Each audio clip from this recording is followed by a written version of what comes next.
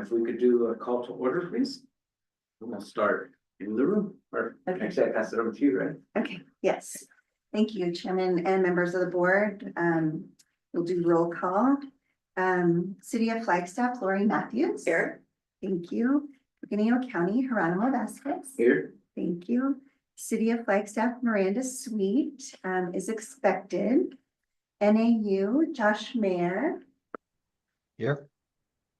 Thank you. And CCC, Tony Williams is also expected. We do have a few guests with us here in the room. Sean Connolly, our chief of police. Here. And Scott Overton, public works director for the city. Thank you. We have our attorney Scott Holcomb on the line. Good morning. Morning. And we have a presenter from RJA, Megan Murray. On the Hello. line. Hey, Megan. And there are staff here in the Vera room and online. Thank you. All right, thank you. All right. Item number 3, safety minute. Sam Short. Thank you, Mr. Chair, members of the board. Our second safety minute for the month will be winter safety. So winter season brings cold temperatures and severe weather conditions that create many hazards for individuals working in areas that experience these conditions. Even if you work indoors, winter weather still poses many hazards for you, such as driving to work during bad weather or walking through an icy parking lot to get to your building. It is important to recognize and address the hazards that winter brings with it. The following are some tips you can use this winter to stay safe. Be a defensive driver. Stay clear of other drivers and maintain a safe distance in case you need to brake or turn to avoid an accident. Slow down. Winter weather necessitates having to reduce your speed so you can have more time to react to hazards and avoid losing control of your vehicle. During bad weather, maintain double the following distance you normally do during good weather. Wear your issued personal protective equipment for ice and snow traction. Take your time when walking across slippery surfaces. Take small steps and keep your center of gravity over your feet. Keep your hands free and down to your side to provide additional balance. By using these winter weather safety tips, you can stay safer in the winter weather while driving or traversing slippery areas. Thank you and welcome to the January board meeting. Thank you. All right, next up, CEO Heather Donlin, milestone anniversaries. Thank you. So, Mr. Chair, members of the board, we have a couple milestone anniversaries to share, and this is for the months of December and January, since we didn't have a December meeting. So I'll start on your top right, top left. Jeremiah Sheward is a transit operator here at Mountain Line, and he's actually been with us in a variety of roles for about 5 years, just over 5 years now. His anniversary was in December. Comments from his supervisor, Jeremiah consistently demonstrates a friendly demeanor and willingness to assist with various tasks, including route management, bus trade outs, and extra board duties. Those are staff that help us here at base. He's enthusiastic about sharing his interests, particularly his passion for trains and his new Tesla vehicle. He has excellent sense of humor, contributes positively to our team's dynamic, and we are fortunate to have him as a colleague. My interactions with Jeremiah always leave a smile. He's really a great team member. Recently brought his son and went through the parade of lights with us, and it was fantastic to have him there. On the top right is Robert Hilbers.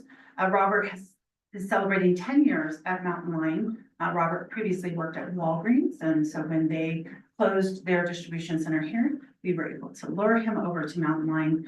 He served in various roles in our facilities department, and we're grateful to have him. Comments from his supervisor, Robert's commitment to being part of the solution and not the problem shines through in nearly everything he does. He, from tackling challenges with creativity to supporting his team with a positive and proactive attitude. I don't think I've ever heard Robert say, we can't do that. I'm grateful for Robert's dedication and contributions over the past decade. So I'm happy to celebrate those milestone anniversaries. At the bottom of the screen are 2 one-year anniversaries. So these are staff who completed their first year. You'll note both of them do say Metro Plan. So as a reminder, Metro Plan employees are technically employed by Mountain Line, although they do only work exclusively for Metro Plan as an agency. So we like to highlight anniversaries for those staff as well, and we celebrate them. So Kim Austin on the left-hand side, transportation planner, and Aubrey Flores, internship with the program. And a lot of what they do is key to our success as a transit system in obtaining grants and planning programs and interacting with roads and other transportation projects. That's all I have for milestones, but if I could, I would like to introduce and make available a few minutes to our guests to speak. And I know it's not formally on the agenda, but we have Scott Overton from the City of Flagstaff Public Works Director and Sean Connolly, Chief of Police for the City of Flagstaff, that have joined us today. And they wanted to share a few remarks if you would entertain. Yes, please. Yeah, thank you. Thank you, Heather. Yes. Well, good morning, Mr. Chairman and directors of the board. Good to see a few of you online. Mr. Holcomb, I haven't seen you in a few years, man. It's looking good that beard. Yeah. You should be thankful for that. The beard or not being able to see you much? Both. At any rate, morning, everyone. Scott Overton, I'm the Director of Public Works at City of Flagstaff, and I clearly know many of you, a couple of you new faces we'll get to know. But in the last few months, Chief Connolly has joined our organization, and we've been in a number of community meetings, and I know he has made his rounds, and I want to make sure he gets to share his perspectives. But we were recently in some community meetings, and we've been kind of meeting on some topics of interest that apply to the City of Flagstaff and our worlds: Mountain Line, transit, public works, infrastructure, and public safety. Not only for law enforcement, but for fire and for our CARES unit, they all kind of cross paths. And I say it often in my division that we have become a city. We are no longer a town. We have a lot of those same elements and those same desires, but we really are having to look at things much differently from the infrastructure perspective and from the way we address community issues. And I think as you are all advocates for transportation, we clearly know that transit is a very, very big public service that's provided to our residents and to our citizens.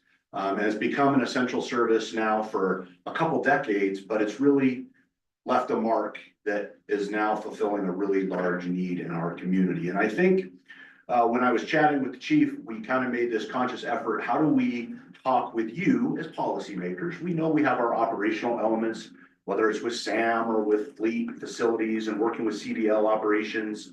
But we also have some overlap with policy decisions. And I think you as the board of directors have a great opportunity to not only support your operation of Mountain Line, but how do you continue to grow your fleet and grow your services to the community? How do we take those transit dollars that you receive and best put them to work? And then where I would like to offer up to you all is, what is our commitment as a division in Public Works? We know you have needs, so how do we better coordinate our facilities efforts or our project delivery efforts with Ann? Our roadway networks, our bus stop pullouts. I think we're doing good on a few of those at the staff levels, but are we meeting your intents? And then are we looking forward as a community at our next 5 and 10 years of issues? And are we going to address those? And are we going to be able to be prepared for those? So we see them a lot at events, right? You see the New Year's Eve planning event, very large event now. It's a community draw. It's the top, number 5 in the nation for activities. Are we prepared as a community? And I think we are starting to ask ourselves, are we coordinating well with transit? So from Public Works, I will commit to you all that we would like to be as helpful and as cooperative as possible from the Public Works perspective. I also use it as a good opportunity to showcase, I think, another very professional, strong talent that our organization has in our police chief.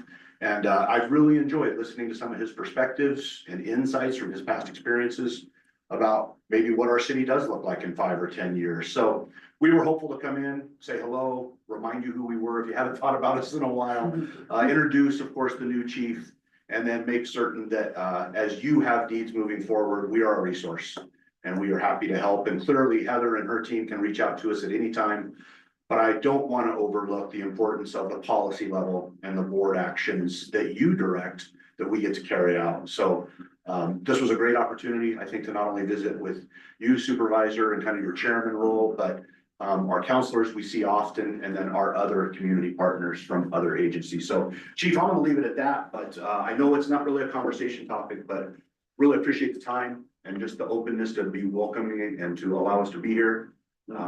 Chief, floor is yours, and congratulations on the new building. It's looking great. Toured it recently and looking real good, man. Thank you for being You're here. welcome. Yeah. Yeah. Mr. Chair, members of the board, thank you. It's just with an abundance of humility. I don't have the relationship capital that Scott brings. I do like the beard, though. It's awesome on a lot of levels, but first and foremost, just Happy New Year. I think sometimes we just need to pause in life a little bit and reflect and be mindful of the amazingness of this community, and the humanity within it. Just a little bit of context for me. This is just me coming to introduce myself. I have a philosophy in life and leadership that when we spend a little time on the front end of relationships, and humanize ourselves and connect, and I call it connect before we convince. I'm currently 125 40-minute one-on-ones in with every member, from the janitor to the assistant chief with the Flagstaff Police Department, learning, acclimating. So that's what this is for me. First and foremost, but a little bit about me. And some of you, there's some very familiar faces in here, and there's some new faces, but one thing I want to assure you, and part of this is I spent 31 years in another city south of here. My promise is I won't use the P word. And I was just blessed to serve and or lead or do everything there is to do in what is the 5th largest city in America and one of the major city police departments in America. And with that came a gift of experience and repetition. But I tell this story, you know, as I was pulling in to spend the night at Little America before my panels, and what a great process, fabulous process. The first bumper sticker I saw on a car pulling off the interstate was "Don't Phoenix my friends." And so I'm not here to do that, but what I am here to do is offer just some perspective and some insight and maybe some roads traveled already. A young man returned from the Vietnam War in 1966 and crossed Milton Avenue to the Dairy Queen. Was there, it's been there for 80 years, and met a young blonde girl who was getting ready to graduate Flag High, still serving dilly bars. He had the courage to ask her to a dance. They went to the dance, they fell in love. I'm the byproduct of that love. That's my mom and dad. I was born here. And we moved to Tucson shortly after, where I grew up, and attended the Harvard of the West, the University of Arizona. Bear down. And I gotta watch all the ASU people today. But at the end of the day, I graduated and taught in a small school outside of New York City and Connecticut for a little bit, but I also have my master's from NAU in leadership. So, but I want to just talk about the interwovenness of our lives. And I think what I've noticed in my arrival, I've tried to be, this is your police department. This is your uniform. These are your stars. This is your badge. We receive all our moral authority from you all in these relationships, and we must be good stewards of that moving forward. But what I've learned over the years and what I see here is this interwovenness, public works, parks, transportation, so many things. And life nowadays is not successful in silos. And so what I'm here to do is offer ourselves in the Flagstaff Police Department and the city everything we have. And I am abundantly committed to your success. Your success will be my success and our success as a police department. We have some challenges. Crime is up significantly this last year, which is a little bit of an anomaly. There is some incredible disproportionality in some of that crime, and I will further to community and everybody here break that down as soon as some of the coding settles. We want the coding to settle so we know exactly what we're looking at. But I hope what we can all do collectively is bring together our operational prowess and a lot of the things that we do so amazing in this city to come together to realize that there is connectivity in our commitment to safety and moving this city forward in a lot of ways operationally. So I just want to say that because my experience is when transportation, public works, schools, hospitals, streets departments, parks departments, sanitation departments are all operation in an optimal manner, public safety benefits. And it does not go unnoticed by me. And so I think as we look at some of the conversations I've had in community about access to transportation impacting safety, I want to be a steward and an ambassador with you moving forward on that. As I talk to community about where it's working really well and where some other parts of transportation and public safety could spend some more time together to enhance that. We hear a lot about what's going on with the pedestrian collisions with trains. It's gotten a lot of attention lately. And as I look at where some of those individuals are crossing tracks mid intersection, I think there's conversations for us to sit down respectfully, intelligently, and just look at some things through each other's lenses and put on each other's, we have to be a self-assessing, self-correcting, continual improvement police department. Part of that is working with you as we move forward. And Jen, I think the last thing I just want to say, because I want to be brief, Scott said I had an hour, but I'll share that. There he is. How are you? Miss Mayor, good to see you. The last thing I just want to say, I think, we're an open book. And so I just want to give you some information. We responded to 950 calls for service on bus stops or at the transit centers. And I think there's some additional, this department needs to improve in its ability to capture data intelligently and then operationalize it. I liken it to a great college football team or a professional sports team. Those analytics matter nowadays. They matter. Game tape, body worn camera matters. We got to be watching game tape and looking at our analytics at high. But that's a big body of work. And I think let that be a testament to our interwovenness. The fact that we responded to 950 calls for service, either on your bus stops, 167, was I close? Yeah. Okay, 167. And so, as we move forward, I want to continue to just kind of operationalize it as a team. Of those 950, 268 actually involved. Some of those were violent. I think, I'll be prepared maybe in some other venues to share a little more granular data. To really look at, I am a huge proponent of getting way upstream on the root causes of behavior. This police department will focus on people, places, and behavior. We will embrace virtues of courage, wisdom, temperance, and justice, but really looking upstream. For example, when you see an increase in aggravated assaults in this community, what's some of the causations and the commonalities of those, and then breaking those down very intelligently to be in a preventive mindset. We become so reactive sometimes, and I don't want your emergency. So those 268 crimes, those 958 calls for service are things I want to work on and strive and set goals as we move forward. We are going to embark upon an aggressive approach to technology in this police department that I think will have connectivity to some of the operations. I believe in a real-time operations center that is connected to public works, parks, emergency management, transportation, so that in real time, we're all have a place where visually we're able to watch the business flow of our systems moving forward and be not only reactive, but predictable into the future. So that involves the use of more cameras. We currently have 32 new license plate readers deployed around the city, and there's not a day that goes by where we're not getting a stolen vehicle hit on us. So think about that stuff moving forward as we want to add tilt and zoom. It's an efficiency. It's also an incredible carbon reducing responsible way to do things in the environment, is I don't have to roll a gas car to something when I'm watching it on a camera, and it's really not what it is for the 911 caller. Drones are another way to do that.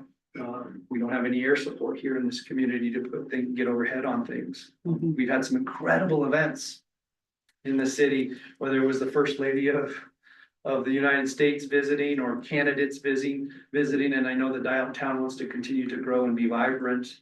And our commitment to that is that we must evolve. I will tell you this, and then I'll be done. I'm just so grateful to be here, but the solutions for policing and public safety and even transportation, I think you realize this. The solution for the future will not be created with the ways of thinking of the past. Just won't. And so that's my charge to the men and women, the amazing men and women of the Flagstaff Police Department. Is to be change conducive and look at those things. So just a little bit about me. And And I just want to come in and look you all in the face and say how much I value this relationship, and it's really important to the success of our mission in the Flagstaff Police Department, that we're working together. I don't think I can take questions here, but I appreciate you all very much and happy New Year. Thank you very much. Thank you. Appreciate the Appreciate introduction. Thank you for coming. Thank you for coming. Want to stick around for insights? Yeah, I would recommend so. Actually, we have some pretty interesting stuff coming up, so I would recommend hanging out for a little bit, but I won't steal any thunder. We'll let you have your board meeting. So if I may, real briefly, we will have a call for agenda items later on in this discussion. I will let you know if there's follow-up Okay. items. And we will follow up just on some previous conversations we've had. Yeah. Next steps, the building, officers on buses, helping pay for officers. I just do I know, thank you. I'm not to build this one for the first time.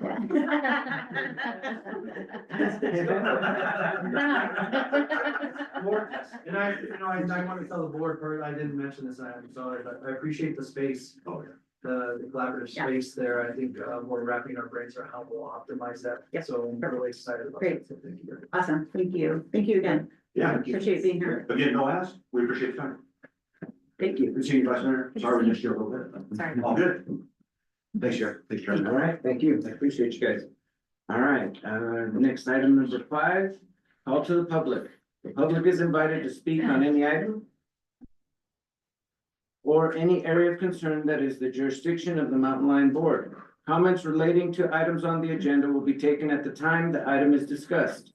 The board is prohibited from the open meeting law, by the open meeting law, excuse me, for discussing, considering, or acting on items raised during the call to the public, but may direct the staff to place an item on a future agenda.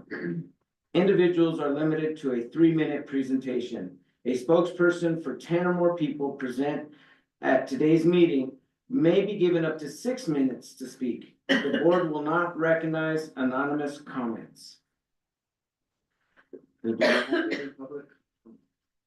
are no members of the public here to speak, nor did we receive any email comments in advance of the meeting. Okay, we'll give it 1 minute just to see if anybody magically pops on board. Give us a second to pause, breathe.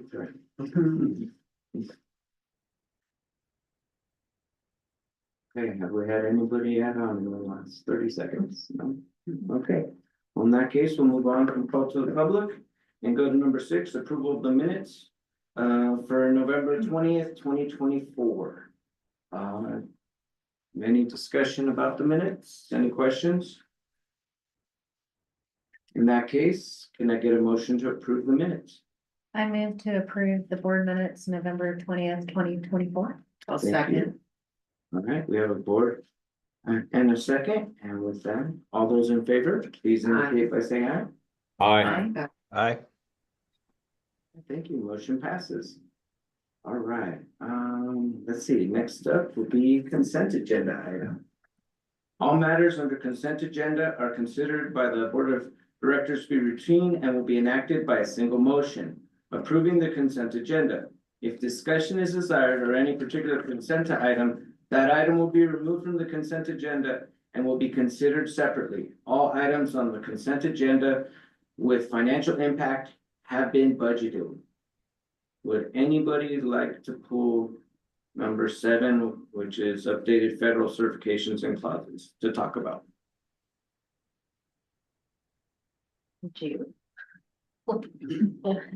I'm okay with it. No? Vasquez, I'd like to move that we approve the consent. Thank you. All right, we have a motion to approve the consent agenda item. I'll Do we have a second? We have a second. All those in favor? I, Please indicate by saying aye. Aye.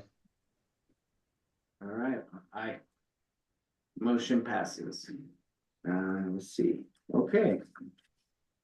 Next up will be discussion action items. Number 8, Linda Vista Real Property Development. Ms. Dunn. So good morning again, Mr. Chair, members of the board. So today is a follow-up item to the November executive session, which is regarding the vacant parcel that Mountain Line owns, just north of our property here. Quick reminders, we did purchase that property several years ago. We purchased it with local funding. We have been exploring the disposition or retaining that property. Today's presentation is with our partners, Reith Jones Advisors, to talk about how to talk again about how we can use that property long-term. Ultimately, we are hoping to get your approval, authorization for us to release a procurement to identify a preferred development partner, that can look at that property for development of workforce housing. That action would also authorize us to amend the master IGA, which is signed by all of our partners. And the real reason for that is just to clarify that we have the authority to take the actions that we are proposing. It's implied, but we'd like it to be abundantly clear. So with your approval today after the presentation, those are kind of the steps that we would take at future meetings. But with that, I'd like to introduce Megan Murray with RJA to actually walk you through a presentation. When she is done, I'll come back up. We'll talk about next steps, and then we can talk about that proposed action. Thanks, Megan. Thank you, Heather, for that wonderful introduction. Happy New Year all, and thank you so much for having us today. As Heather mentioned, my name is Megan Murray. I am here with Reith Jones Advisors, along with my colleague Eric, who is also on the line. We are here today to continue that conversation that Heather referenced on an exciting workforce housing development opportunity and to memorialize the board's support to kick off that process and begin engaging potential development partners.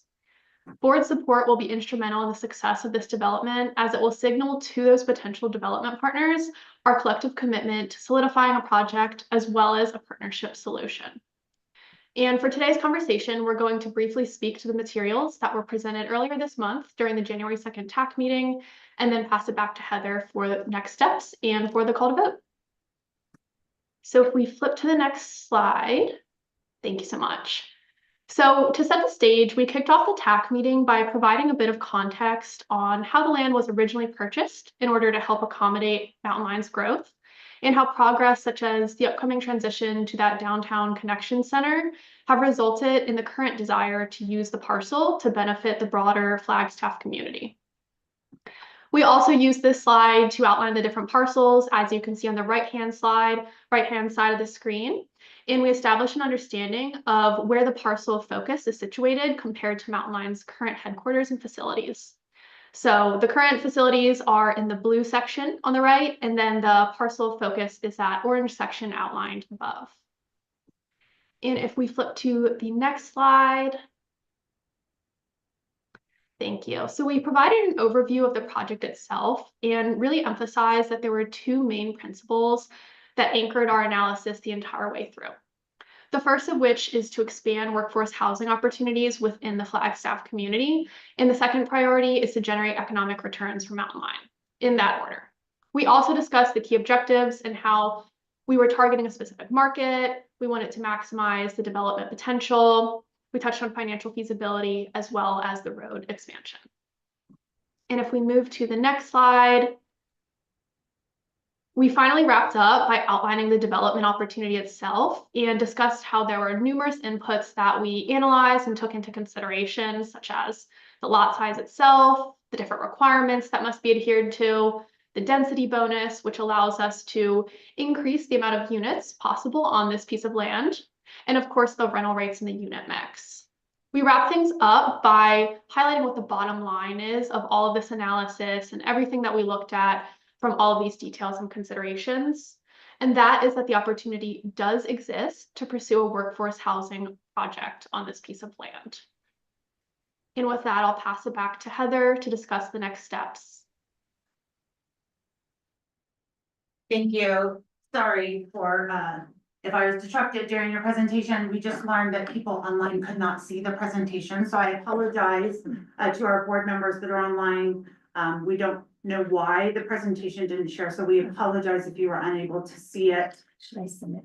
I will just check in with Advisor Williams. Can you see the slides now, or you still cannot see them? No, it's not visible. Okay, I'm gonna try and get. I can see it on mine, so it must be something on. Okay. Thank you, Director Mayor. So it's just Director.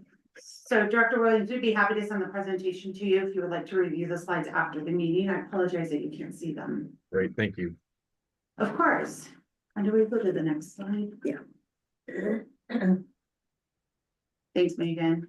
So as Megan indicated, our next steps are really the issuance of a procurement. The procurement is designed to help us identify a developer that would be interested in this project, understand the vision that we are trying to accomplish, and be our preferred partner on delivery of workforce housing. With today's action, if you so choose to take it, we can start advancing the development and the release of that procurement. Our intention is to continue our relationship with RJA. As indicated at prior meetings, we don't have the staff to really man this project. We believe it's still a valuable investment on Mountain Line's part to move this forward. And then we would also be asking in February for the board to consider the updated master IGA. We are proposing that it will be an amendment to the amended and restated IGA of 2013. Again, that is really just to get real clear that we have the authority to do this under our founding language. And then we would, the timeline would bring us back this fall, potentially in September, for the board to consider a development agreement or a pre-development agreement. So staff will handle with RJA that procurement, identification of the partner through the timeline and steps proposed on the screen, but of course, coming back to the board for that significant approval of moving forward with an identified developer. So before we go to the next slide, which really has the recommendation again for your consideration, I'll just pause to see if you have any questions of either us or RJA on this project and the steps proposed. I have a question. Yes, please. Just to refresh my memory, the proposal here is we retain the land as land trust, and that's where our revenue comes from, is the payment on the, and then the developer runs the apartment. Yes, I'll take a run at answering the question and may ask RJA to help me. But we are looking at a land lease is how, so we would retain ownership. But through a land lease with the developer, we get to direct them on the parameters of the development. And then that also then provides an ongoing revenue stream that can be used for operating or From the not for land other, lease correct. payments, and then the Correct. developer develops the housing and they collect the rents and stuff. That's correct. We stay out of the property management side. That lease agreement will also come back to the board for discussion and adoption. I got that right, Megan? Yes, that's correct.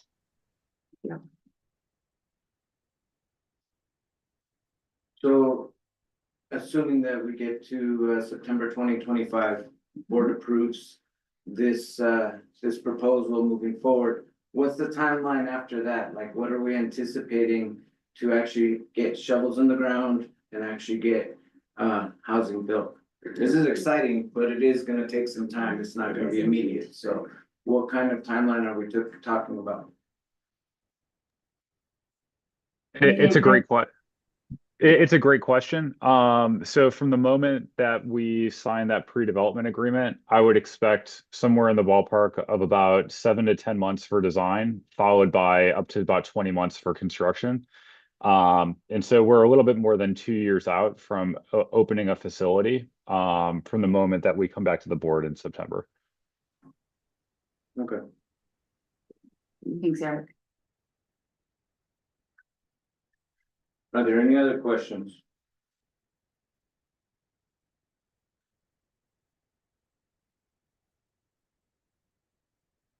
All right, so then, if you don't mind, Chair, a reminder that the action item we are seeking today, as included in your staff report, is on the screen. And so if there are no other questions, we would like to ask for the board to take formal action so that we can advance to these next steps. All right. So do we have any discussion on this item, or at this time, are we as a board comfortable with approving and giving direction to staff to move forward with this project? If so, I need a motion. Chair, I'll move that we authorize the CEO and general manager and Mountain Line's legal counsel to take the next steps to initiate the development of workforce housing on this 4-acre parcel. Is that good enough, or does she need me to go full? No, that's enough, okay. As long as it's as presented. As presented. Okay, and so we have a motion and a second. All those in favor, please indicate by saying aye. Aye. Aye. Motion passes unanimously, so. Thank you. yeah, Thank you, look Chair. forward to this process. For this project. Yeah, We're very it's good. excited. Thank you, RJA, for joining us in the excellent presentation, and we'll be in touch. Thank you all. Thank you all. Take care.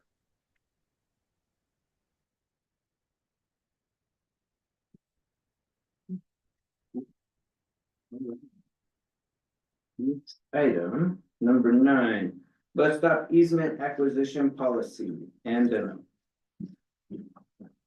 morning, Chair, members of the board.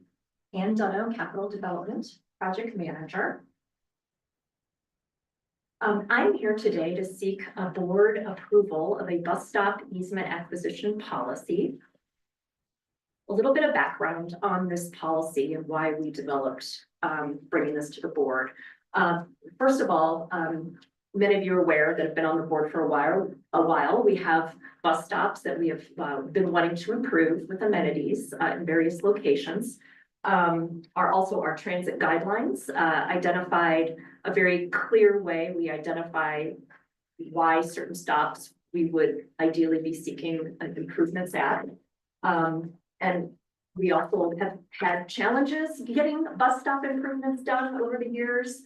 And so out of that, wanting to come forward with a formal policy that allows staff to have a consistent workflow and then identifies clear steps that we would take with the board to, to proceed with endeavoring to get improvements at different locations.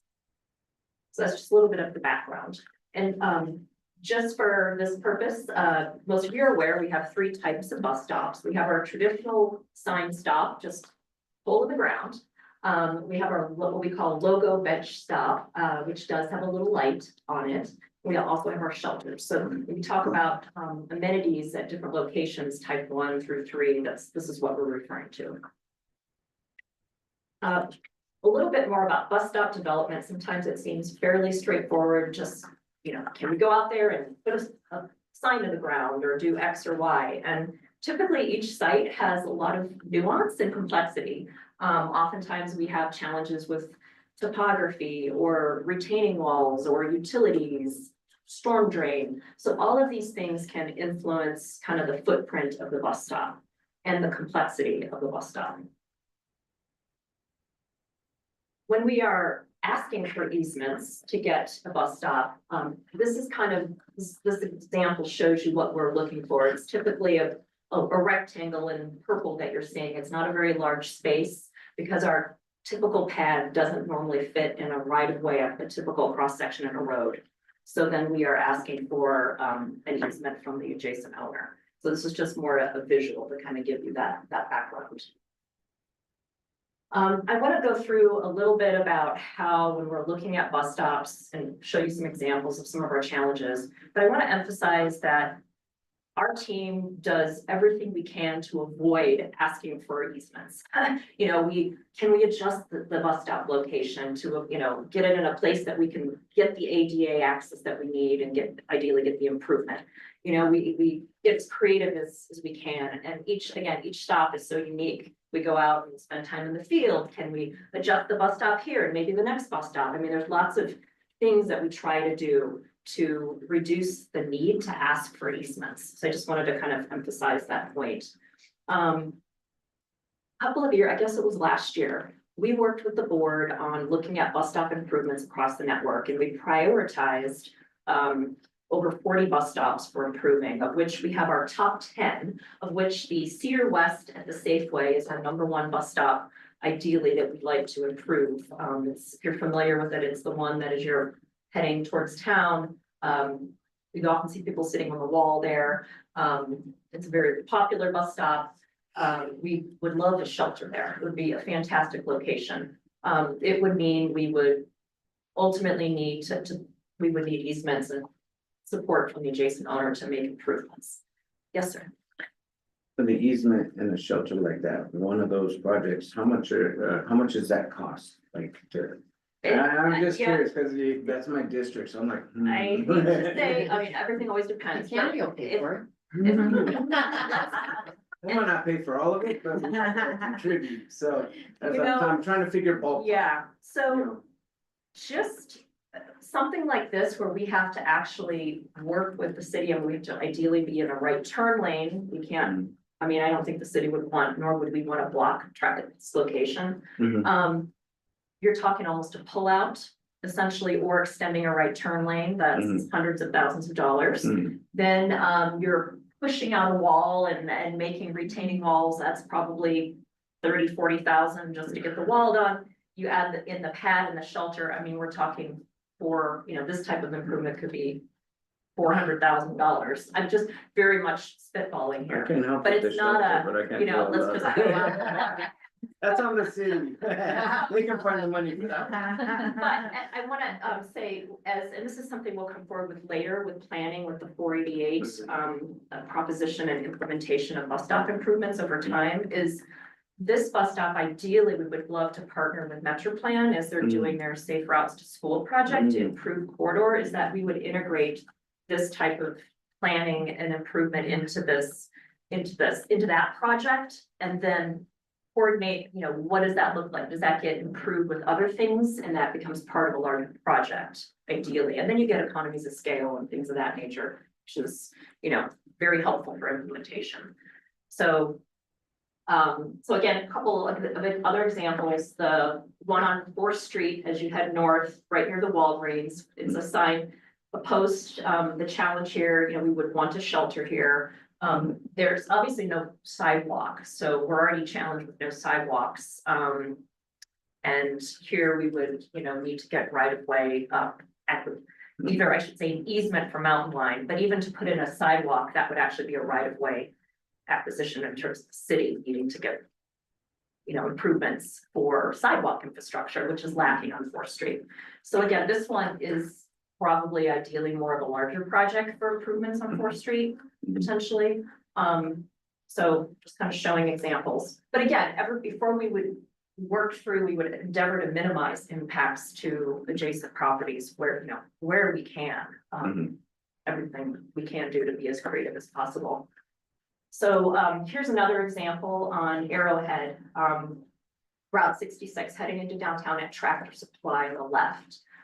You can see it's a sign and people sit on the curb, the low curb wall. Years ago, we endeavored to get an improvement here at the time when we did this project, and we couldn't get permission from the adjacent owner. They were actually developing Tractor Supply at the time and were working through landscape requirements and had just gone through all that process with the city at the time. So I think it was hard to kind of rock the boat, probably from their perspective. So again, this is why this one sits without a shelter. You know, can we go back and maybe work again with the owner? You know, these are the things we want to talk about. Yes, ma'am. For the, one by, Tractor Supply, I don't, run the nonprofit anymore that's right behind that, but, I think there's if it works out, there's a strong possibility that the new board would work with you in front of the old Motel 66 to put in a sheltered, bus stop, which is just about 50 feet back. So That's very helpful to know. And actually, you're just, I think you're speaking to what we'll talk about in a moment about being able to work with our board as we go forward for these unique opportunities and the knowledge that you all have with connections in the community. So thank you for that. Let's see, the one on the right is on southbound 4th Street as you're heading towards Route 66. There's the Canyon Chapel, and I forget the property on the forward side, but it's a sign stop. It's very constrained there. I mean, you can see there's a driveway, but it's really a great point of access for transit. So again, how can we get creative to improve some of these areas? Definitely going to end up requiring some sort of coordination with the owner for easements and the city as well. So showing a few examples. This one's at Route 2 when you make a you're coming from the mall and you're making a left onto Cummings and Lynch, it's right at the paramedics, in the gas station. This one could be an example of where we adjust the bus stop a little bit, maybe we can avoid having to, get two easements, it's, maybe we're in the right of way up ahead by the pole, there's ways that we could try to get creative, so. I do just want to point out for the board who don't always ride our routes, I assume. This is where we turn to come back to Caspar Drive. So not only are we coming off of the intersection from the mall and making this turn right onto this street, but immediately after this stop, we're making a left onto Caspar. So this in general is a very tight location. So I just wanted to point that out. Thank you, Heather. Basically, we're talking just right up here. Right up here, correct, yes. And then the stop on the right is on Solier. This one obviously is crying out for an improvement. This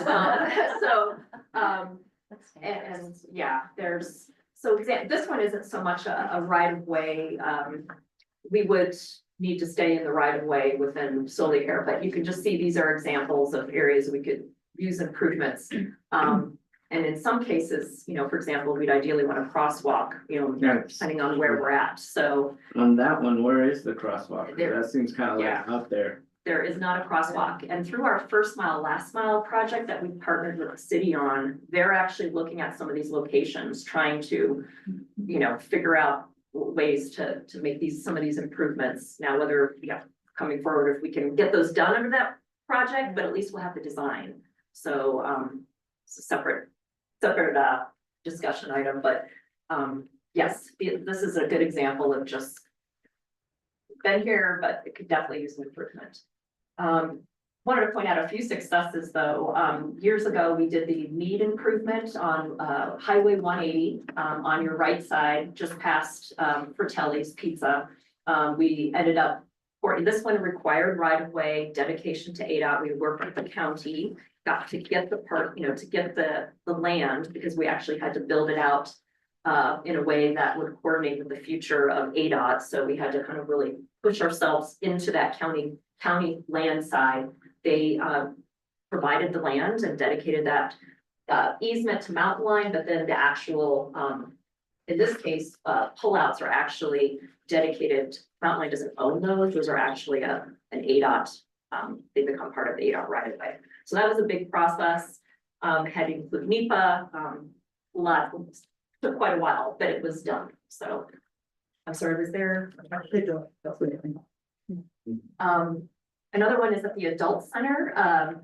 This isn't so much a right of way as it just is showing an example that, we were able to make improvements, before and after of an at-grade stop, kind of in the gravel to being up and off the road, and that sense of safety. That was with our bus stop mobility improvement project in 2016. Same thing with the Milton. This is an example of, yes, ideally we would have had a shelter, but I can tell you that took us over a year to get that easement from Wells Fargo. I mean, to find somebody that even responded to an email, in the levels and layers of corporate, working with a large entity, it just trying to show the examples that, we've had successes and, it took a lot. We couldn't put a shelter, they didn't want a shelter blocking their sign. And unfortunately, this is one of those where there's not a lot of options on where to go to get in front of the shelter. We were too close to the intersection. So there's all these little nuances for citing bus stops. So going back to the goals for the policy, again, Mountain Line, over the years, we have, as staff, approached owners, really advocating the value of transit to that adjacent owner to ask for goodwill, donations, will you support us? We want to make these improvements. We will, maintain our bus stops. We talk about our great maintenance program. We maintain really solid relationships with adjacent owners. Jeremiah Facilities, knows individuals by name, and has contact with people. And if there's something that, if there's garbage at the bus stop, his team gets a call, an operator might even call it in, let us know. And so we really advocate how we keep our bus stops, tightly managed. And same thing with snow removal. That's another side benefit for the adjacent property owner, is that we clear the snow for them on their sidewalk. in front of their property. But again, advocating the value of transit for that entity, a resident or a business, you know, their staff, you know, we go in with that approach. And at this point, over the last years, we've pretty well run, you know, gone through our system and gotten the areas that we're probably going to get. You know, not to say there's not new opportunities, but that's always our approach. Again, we'll do everything we can to avoid trying to ask for easements, but then you get to the point where, you know, if we're gonna get improve our service for our riders, for excellent service. There's areas that we are seeking improvements, so. And then this policy really identifies sort of the key kind of steps that internally staff would take, and then just being very transparent. This is when we want to come to the board to see, get your perspective. Do we continue to push forward, you know, with these steps? So this is why we want to just have a very clear policy. Again, just a reminder on the real estate property, Mountain Line is a federally funded agency. We follow the federal requirements for the Uniform Act, the URA, which is really the policy that talks about the steps that any entity, whether it's Mountain Line or another federally funded agency, is required to take when they are using public funds to acquire real estate. So there's very prescribed steps, and really our policy just high level mimics what those steps are. Also, just a reminder, in front of any of this, we would have to complete NEPA as part of our process before, and that gets into the nuance of real estate acquisition, or I should say easement acquisition in this case. But we would be completing NEPA as part of this. And a reminder that another value of the easements is they run with the land. I mean, if they're signed, they're recorded at the recorders. So if anybody does title searches, and it's very clear that when we get an easement where if we pull service from an area, we are required to remove those improvements and return that property to the, you know, pre-existing condition. So that's part of that language in the easement. And again, these are typically very small little areas we're talking about. That's good to know. That's important because, you know, that as a business owner, if they're gonna, you know, change the front of your business, to know that you get that back if you pull service, I think that's a big selling point. Yes, yes. I mean, an example years ago, actually, when we did the Tractor Supply, we used to have a stop up in front of the hotel that's, forget the name of it, but it's up the hill, that we pulled, you know, that used to be a shelter up there and we removed that, and that was, yeah, and we go through a process, I think, where we actually remove it from the, forgot the name, Scott can help me out, but there's a name when you actually quit claim or remove your easement from the formal, it's a process that you then record, so it's no longer encumbering their property. Scott, did you have a? Yeah, it's just, it's simply you have a termination of the easement. You can do it by quitclaim deed too, but the better way to do it is just you terminate the easement and record that, so it's of notice to the world. So, in your board staff report was the language for the policy, but these are the steps. It's the first step that Mountain Line is seeking a goodwill donation, advocating for the value of transit. The second step is a voluntary sale. So we would appraise the property or the easement property. There's a two-step process. There's an appraisal and a review appraisal, but that's all outlined in the Uniform Act, as we do with any acquisition of real estate. Let's say, you know, it comes back with a certain, essentially developing the fair market value of that parcel, the easement parcel. And then at that point, we would offer, you know, the owner X dollars to acquire the easement. If everything's good, then we would proceed to execute the easement and you know, pay them for the easement. If, you know, we're finding that that's still a challenge, this is definitely when we would want to, you know, come back to the board and ask you all, you know, what do you want us to do? This is an improvement, and we would either be advocating for, you know, a reasoning why we would want to continue, right?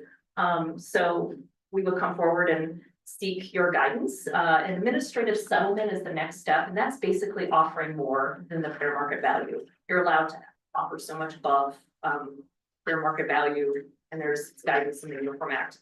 But we would come to the board and say, do you want us to offer more money than the fair market value? Is it worth it to Mountain Line? Or, we believe it is or not, or we would come, have those discussions with you all and then proceed from there. And then the last one is really just, it's not something that, Mountain Line certainly would ever want to ask the city of, is the exercising the right of eminent domain on Mountain Line's behalf. Essentially working through condemnation process for an easement.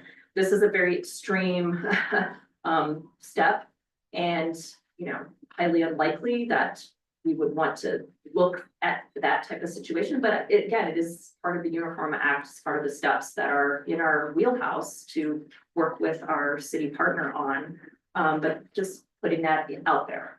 So, and of course, that ultimately would have to go to city council. Because Mountain Line does not have power of eminent domain. Scott, is there anything else you wish to add on? No.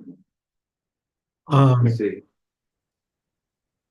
No, I'm sorry. No, there's really nothing other to add other than by statute, Mountain Line does not have the right of eminent domain. So Mountain Line cannot exercise that on itself by itself. So it'd be in the city, and maybe if we ever got services out in county areas for city or county to and put in eminent domain if necessary for public safety. Correct. Correct. A reason it couldn't just be because we wanted it and we want to force them to it. Yes. Thank you. Josh, Mayor, Director Mayor. Thank you, Chair. So I have a question about have we ever as a board, or as an organization had to, I get the sense that we haven't had to go through the eminent domain process. Have we ever gone through the administrative settlement process as an organization? Thank you for that question, Director Mayor. No, we have not. We have never gone beyond step one. Oh, wow. So Mountain Line has traditionally just endeavored to get a goodwill donation and has not approached projects where we're going to try to buy people out. That's not how we had started this. And Heather, I don't know if you want to add anything on background. I do, thank you, Ann. So Mountain Line has always really strived to identify partners and neighbors to our transit programs.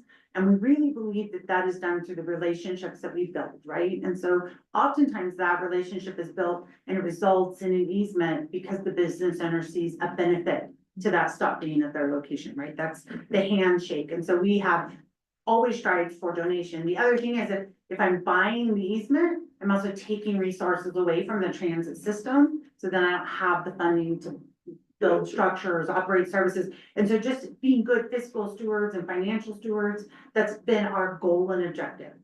We also have come to this board several times and said, well, we've plucked all the reachable fruit, right? I mean, all of the goodwill opportunities that have been readily available to us, we have taken advantage of.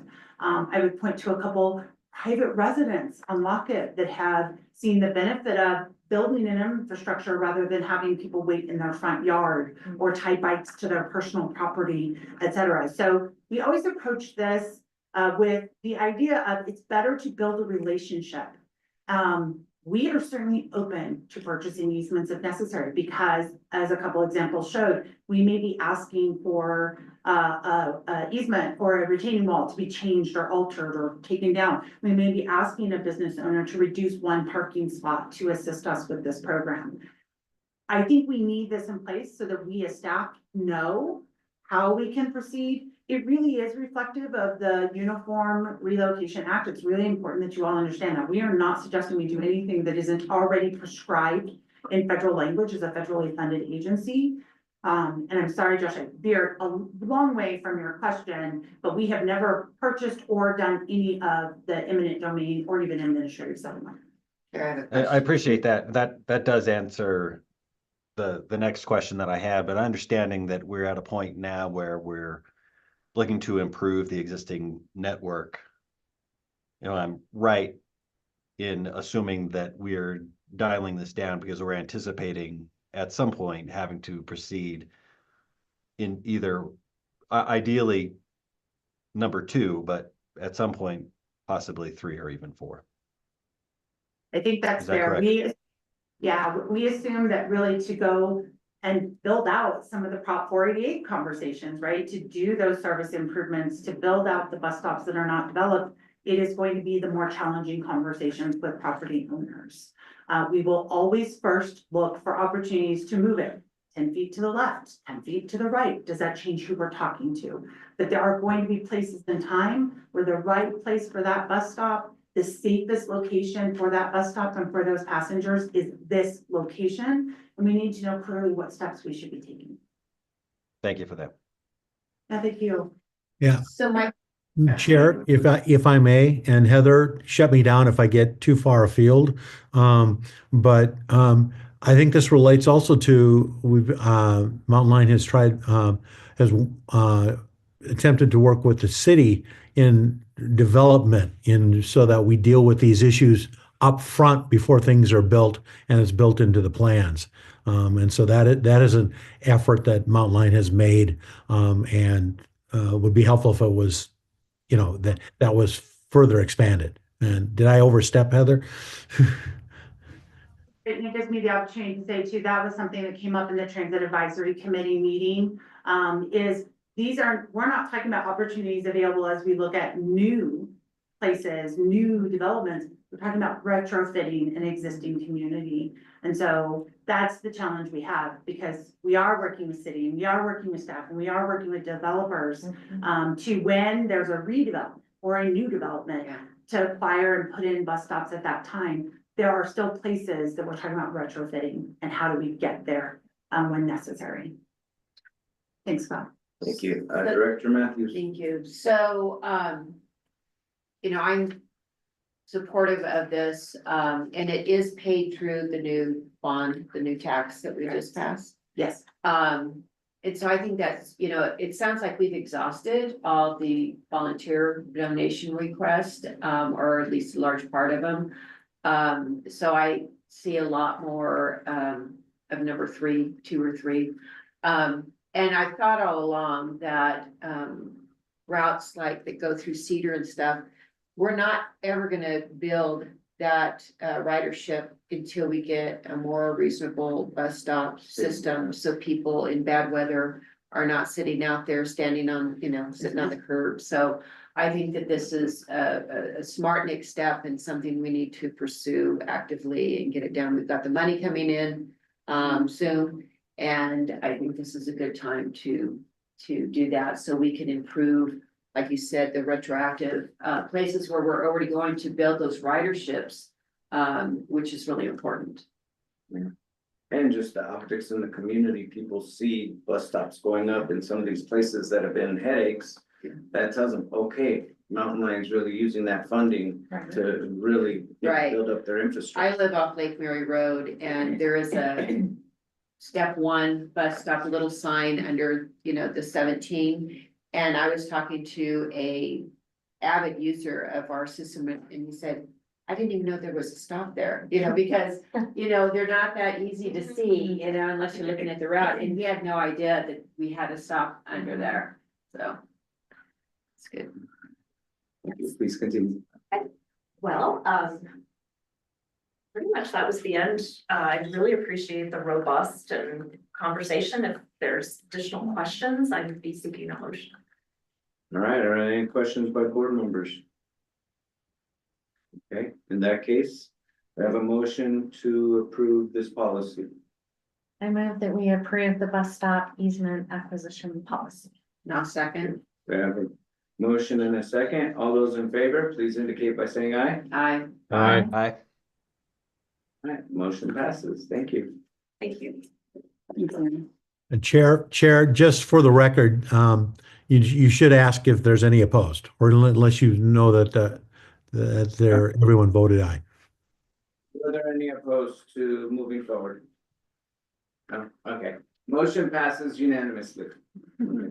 For the record. All right, number 10, Pantograph pilot, Biz Collins. Thank you, Chair. Thanks, members of the board, Busy Collins, Strategic Performance Planner. Sorry. Thanks, no, thanks, Rhonda, you're so helpful.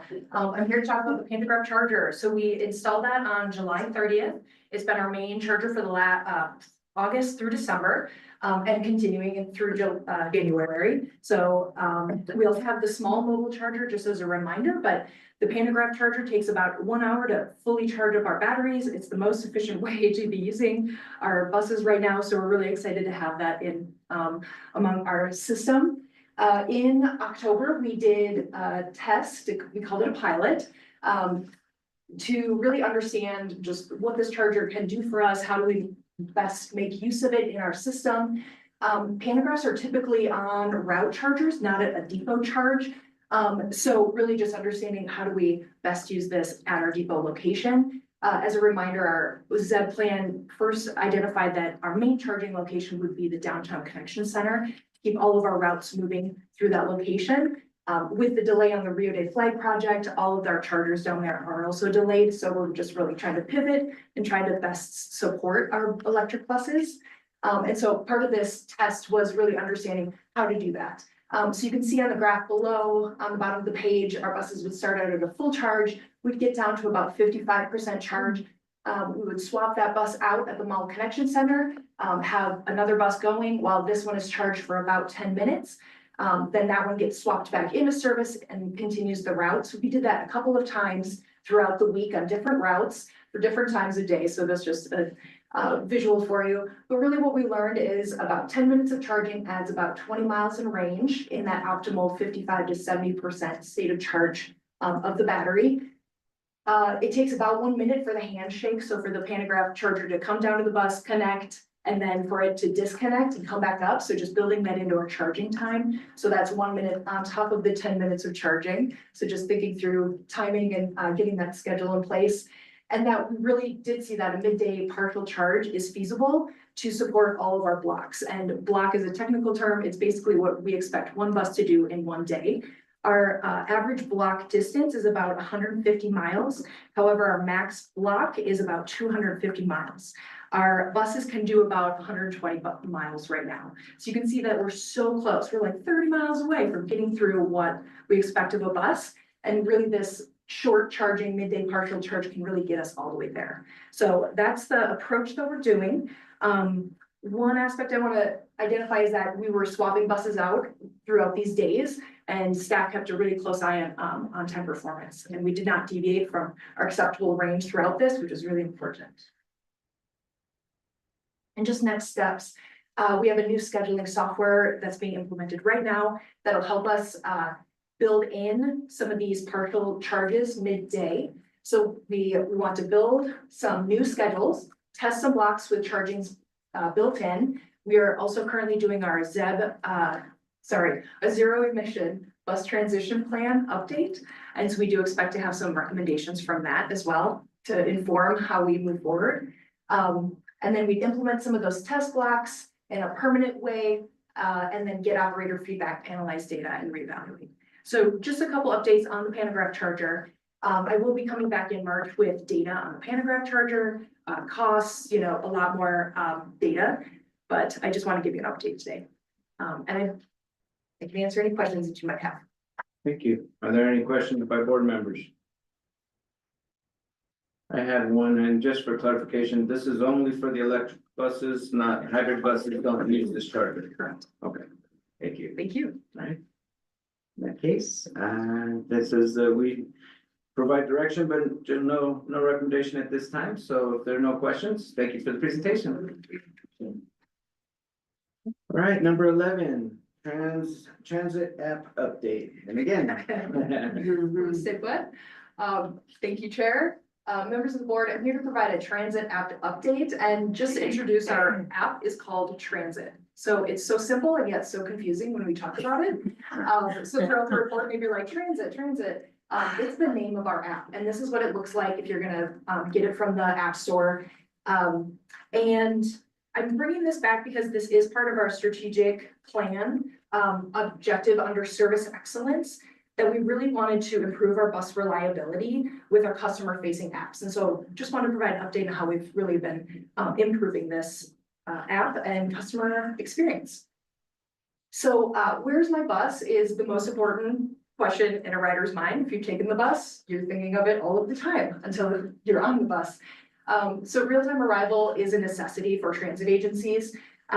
We've had it since 2008 on our website and in a phone version since 2016, different vendors throughout the times. About 30% of our riders reported using the transit app in our November 2022 customer survey that's identified on the bottom of the screen. We do know that there's about 5,000 unique users that are using the transit app each month. And in 2024, about a year ago, we did upgrade our equipment to improve cellular connectivity. And so we really did see, we're hoping in our next customer service that more people are using our real-time arrival app, and satisfaction continues to increase. And I want to just provide some features that the transit app provides. So it's not just real-time arrival, it's also transit and bicycle trip planning. So on the screen, the left side is the transit trip planning tool, and on the right side is the bicycle trip planning tool for the same location. It's really great. The bicycle trip planning tool does take into account facilities on the road, so kind of highlights where there might be dangerous areas, or where you're, you know, in a bike lane and it's really awesome. So pretty cool. And so really just supporting users to use transit, because most of our trips begin on foot or on bicycle. So being able to connect all of those modes together is really great in our app. You can also pay fare with the app. So on the bottom of the screen, it says Mountain Line Buy Ticket. If you had a ticket on your phone, that's where it would just live, and you just click that as you're, you know, you're doing your route plan, click that app to tap on the bus as your fare, tap it away, and you continue your route planning. So it's really neat to use. You can also buy, reload passes on within the transit app, sorry. And that fare is done with a partnership with another vendor. So transit app is a vendor, we have Token Transit is our fare vendor. So they connect to make this possible, this fare opportunity. We also have accuracy reports that come from transit app, and it audits our real-time arrival availability, which is really important to maintain customer trust in this app. People aren't going to use it if it doesn't work. We also have a rider safety reporting that feeds into our CSAY app, a third vendor, another vendor that connects with transit app. So really cool. Within our Get Support feature, you can report a safety concern pictured there on the screen. And this simplifies reporting issues that need immediate attention and avoids the need to maintain two separate apps, which is very helpful for our passengers. And then last couple features on the transit app, we recently integrated, had Northern Arizona University shuttle routes, also pictured on the app, which is great. Again, another modal service, being able to go from on campus to off campus to bicycle, whatever your trip might be. Now we can connect them all. So pictured here, you can see Jackson Louis and Axelite in the off season are all available in our app, which is great. And then the last item is rider feedback. So within the app, customers can tell us about a bus stop, if there's trash at a bus stop, if there's concerns about safety, if there's you know, overall satisfaction is the one I'm picturing here. So the orange line is overall trip rating. You can see that as the number of total surveys taken within the transit app. The blue bars changes, our overall trip rating remains consistently high. So it's just really great to get that gauge of feedback from our riders. And that is all I have today on this. And I'd be happy to answer any questions. Missy, just really quick, going back to the slide, the bars then are number of riders reporting. Yes. And then the orange line is their satisfaction. Yes. Okay, thank you. Yes, thank you. All right, and I have, are there any other questions from board members? I guess I have one. How are we getting, I'm on the app, it's super cool. How are we getting the information out to the community that this is available? Yeah, I mean, it's awesome. It's awesome. Agreed. Jackie does a lot of that on our social media pages. Transit app does provide some like packaged advertisements, and she's been pushing that out. Yeah, please check it. So at like every single shelter that you go to, there's a QR code where you can download the app.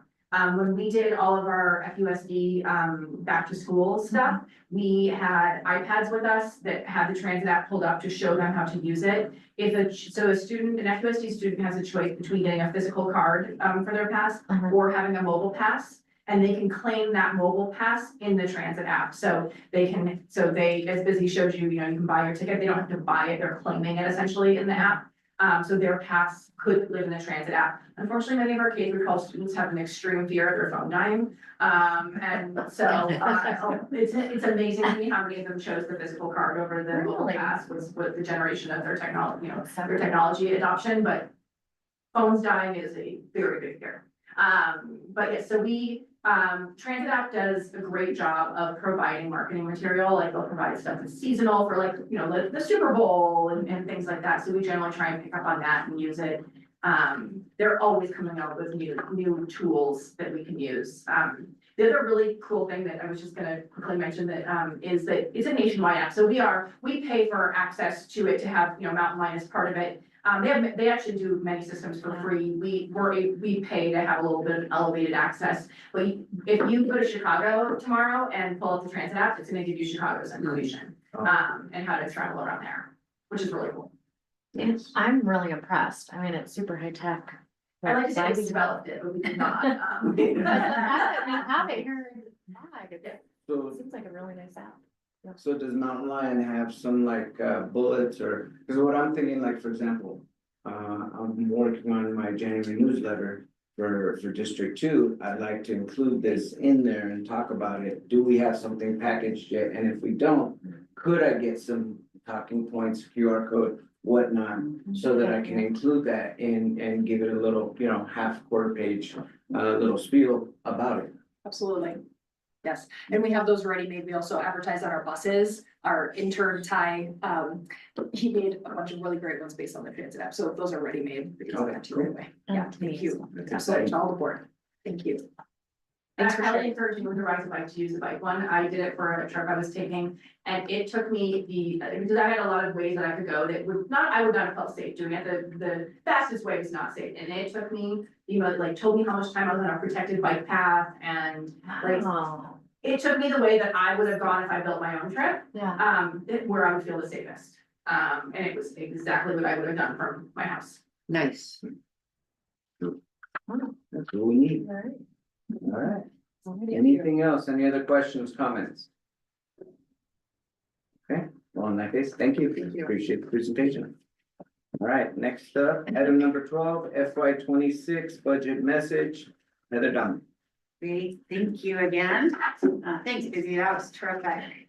So, lots of really exciting stuff going on at Mountain Lion.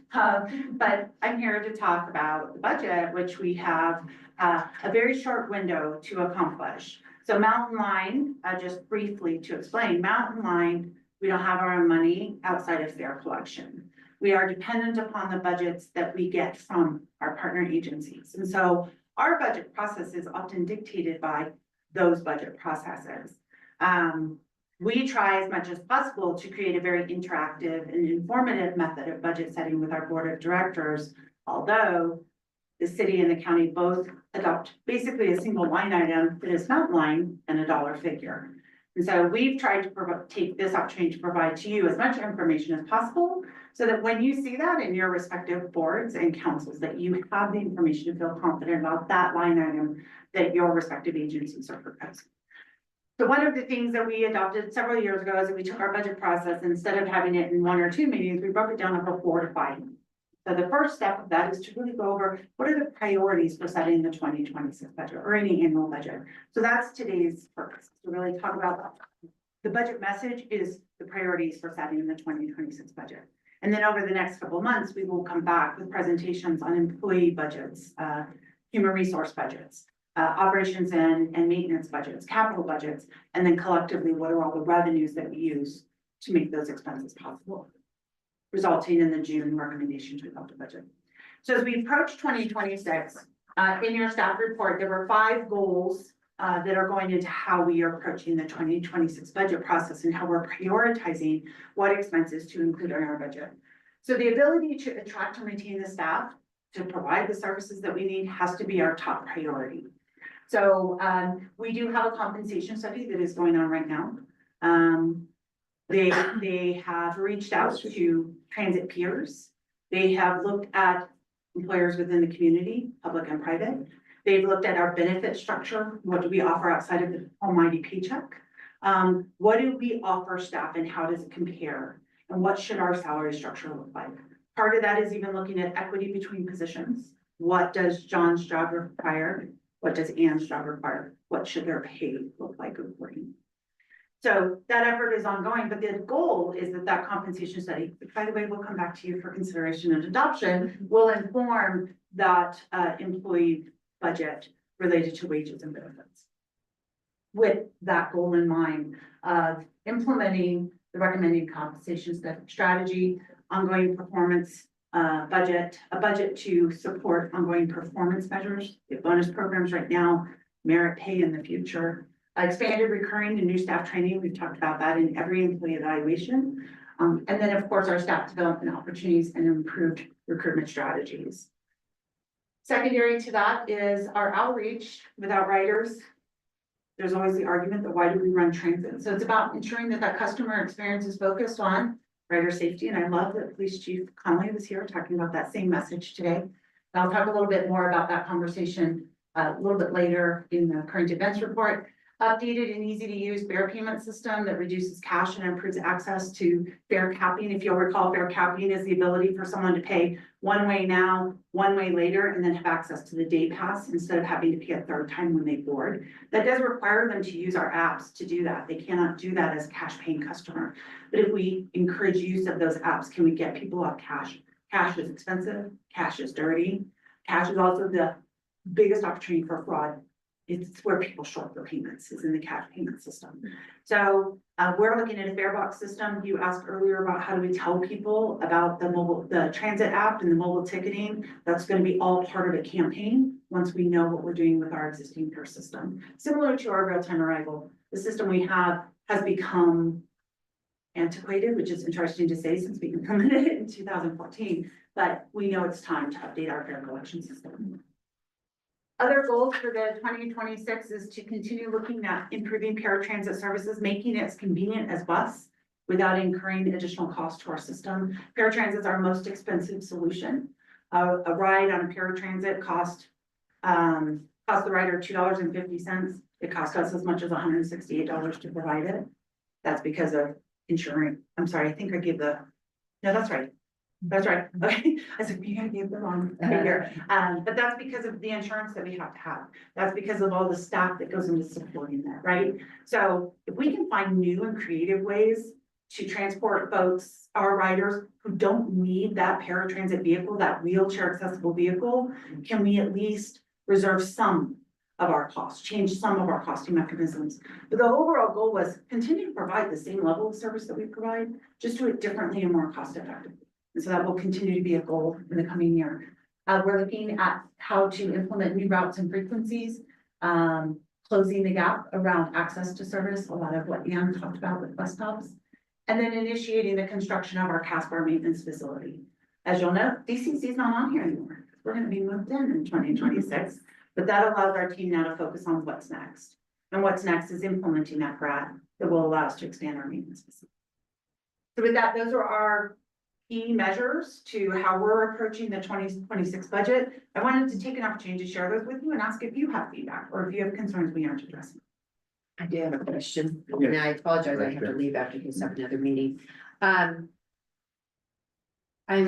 happy to see that one of our goals is to address staffing and compensation and stuff. So did you say we're gonna hire a consultant, or is it an internal study or what? Because it's, last year we did a lot of fire drills. We did. Which I'd like to get away from and have it a little bit more planned and strategized, so. Yes, we did. We hired a consultant. We hired them 6 months ago, so they're well on their way already. It involved actually a total of 3 consultants that are working as a team to provide this for us. This was the group that also helped us with, succession planning. Yes. Yes, and they came and did the Yeah. board update to the mission vision. So Transpro is the lead consultant, but they have also brought on an HR consulting firm and a compensation strategy firm. So the three firms together, so we've got the transit perspective with Transpro, we have the HR perspective and the compensation perspective.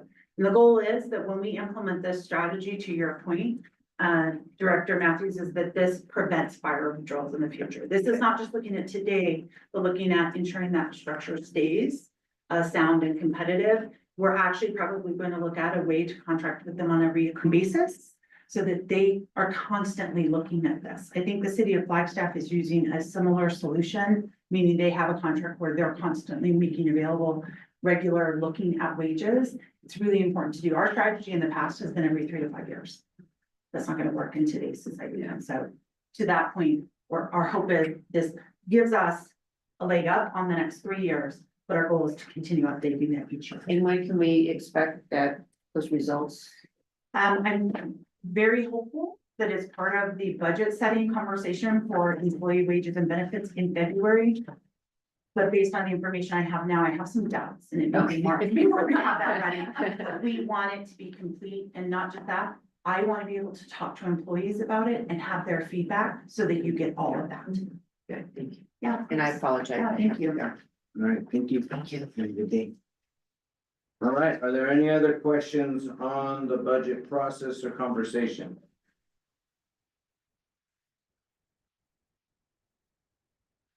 I do have a question. How does, or which one of these bullets, or where will be addressed, reduced fare? So reduced fare, With that. we will be bringing an update on the reduced fare program. We have it scheduled, and I'm looking to Jackie because I'm not remembering.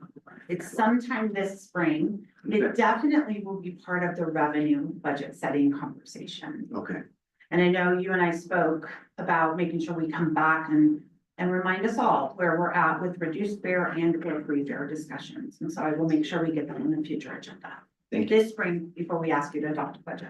Okay, sounds good. Thank you. And are there any other questions? No? Okay, in that case, let's move on to item number 13, progress reports, Downtown Connection Center update. So we're actually gonna skip all the progress reports except for the current events, unless you'd like us to agendize them for the future. And then I did not include a current events report to you this month because ultimately I'm highlighting some of the other progress reports. And so I didn't have much to add, but if you don't mind, I'll take a few minutes to talk through a couple of current events. If you've not read the FUSD progress report, I encourage you to do so, and I'll just point you to the ridership. It's 73,000 riders in one semester. And that's a significant contribution.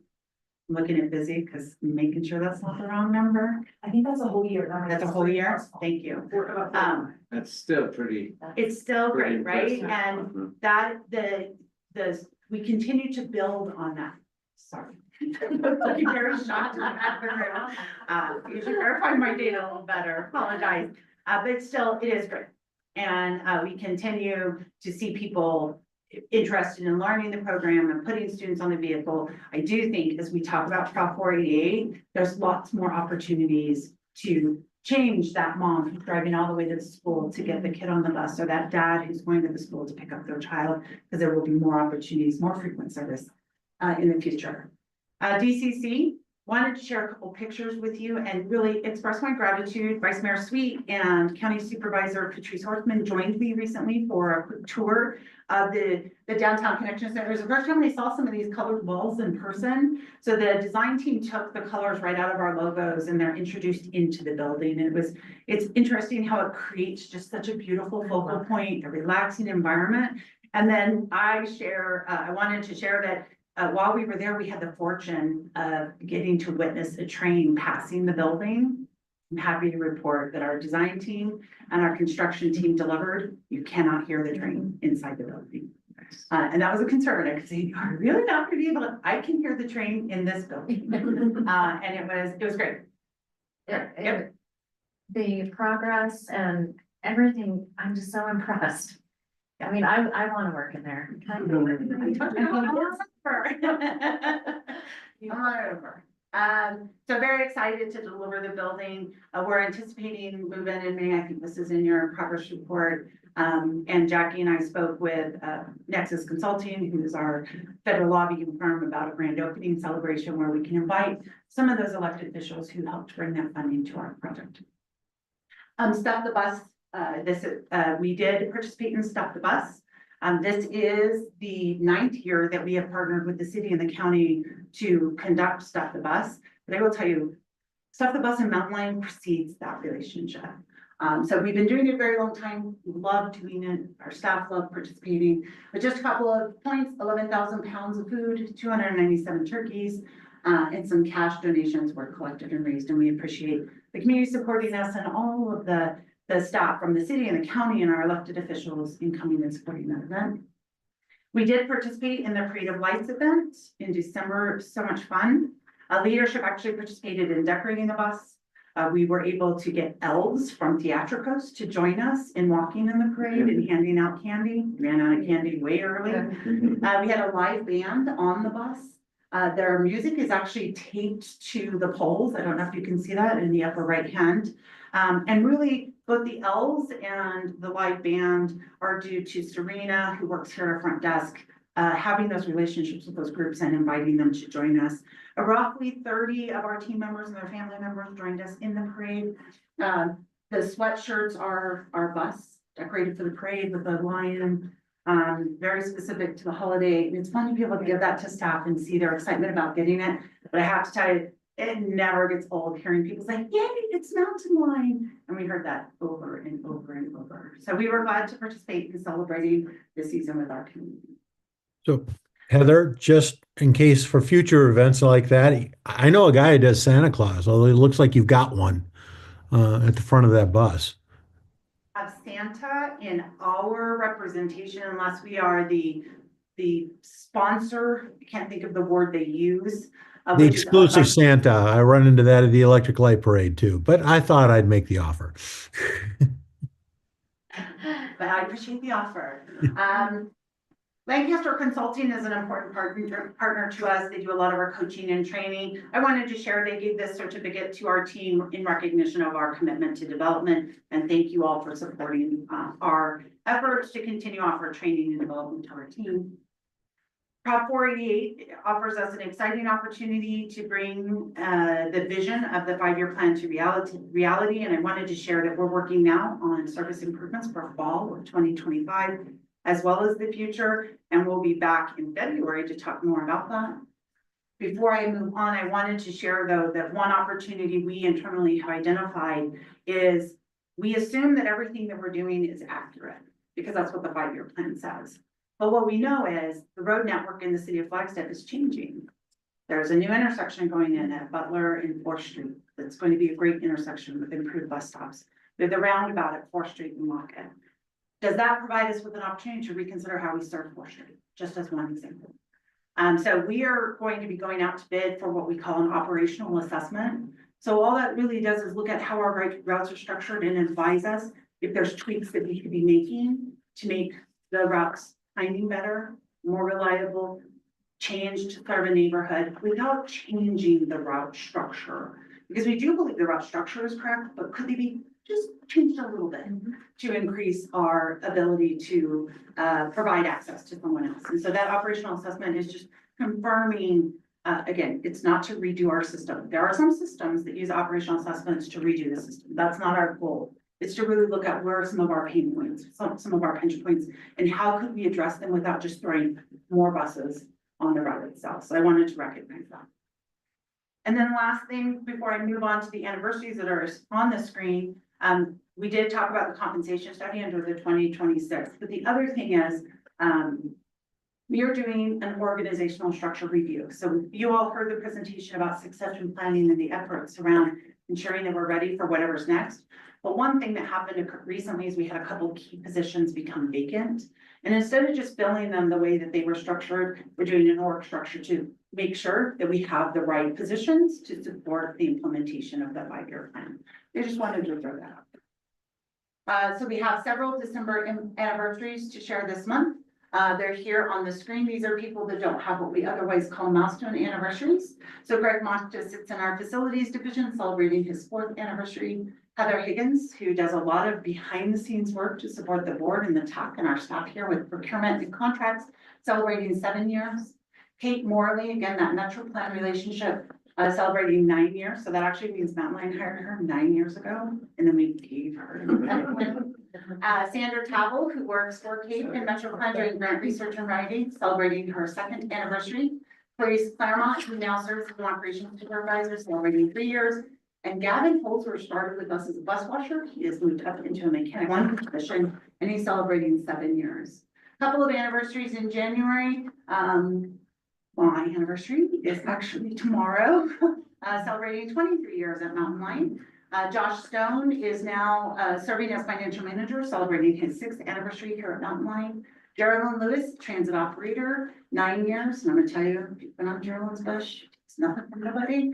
Rachel Scala, operations supervisor, really a key part of the team that supports our operators, 9 years. And then Sheldon, serving in our HR generalist position, celebrating 3 years. Sheldon's been here a little bit longer than 3 years because he was here almost a full year as a temp staffer through performance staffing, supporting our HR team. We loved him so much, we hired him and kept him. And he's a key part of our success in recruitment and does all of our candidate screening. So lots of really great things in these anniversaries. I love to share them with staff, and I appreciate giving me a few moments to share them with you.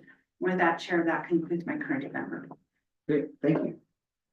All right, let's see, schedule for next meeting date and identify agenda items. Is that a conversation or just pass it over to you? I would like it to be a conversation. I'm trying to be responsive to the feedback that we have this fall about making sure that we're being thoughtful and seeking feedback from the board members and TAC members about future agenda items. So the next meeting is scheduled for Wednesday, February 19th, typical 10 a.m. to 12 p.m. here, still at Mountain Line. This is our proposed agenda, so we'll have the standing items of safety minute and milestone, but we'll have that compensation study update. Knock on wood.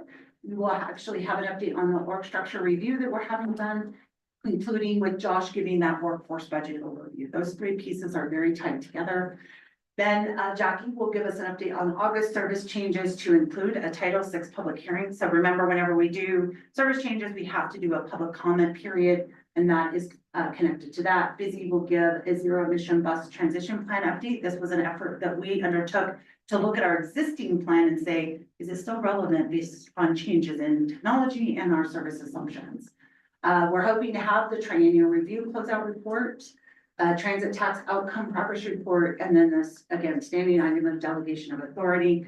I want to recognize a couple of things I don't know that will make it in February, but that I have captured as necessary is follow up with you on conversations that we have already engaged on with Chief Connolly and what those next steps are. So just to give you a brief update, because he spoke today, we have already talked with him about camera integration and getting live view available to the police department. We have talked about how to get officers on buses. If they're already walking around downtown, how do we put them on the bus for a round? Again, the preventative measure, not just the reactive measure, and then opportunities for training our team on how we better handle some issues so that maybe it's not 950 calls, right? And then the last one was we actually talked about a partnership where maybe we pay for an officer position as part of our transit, as they become then our security workforce, but we're actually helping pay for that additional position within the police department. So very excited to continue those conversations. I wanted to acknowledge it, especially since he was here. I don't know if I will probably not be in February, but where will that come to be determined? With that, I'll pause and see if there are items that you as the board would like to see us add, whether it's February or future meetings that we should capture. I don't have anything to add. I just a clarifying question. You talked to Chief Connolly about everything that We have, yes.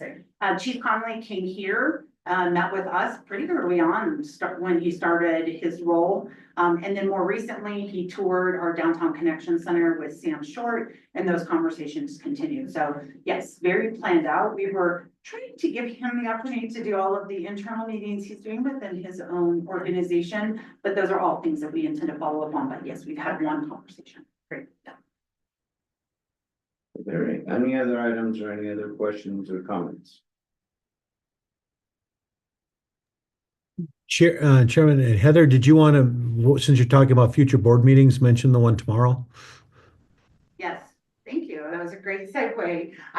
Before we move to the last slide, which is really adjournment, I wanted to send a thank you to everyone who has responded. We were able to confirm quorum. You should have already received an invite for, right, a meeting tomorrow at 1 p.m. It is Zoom only.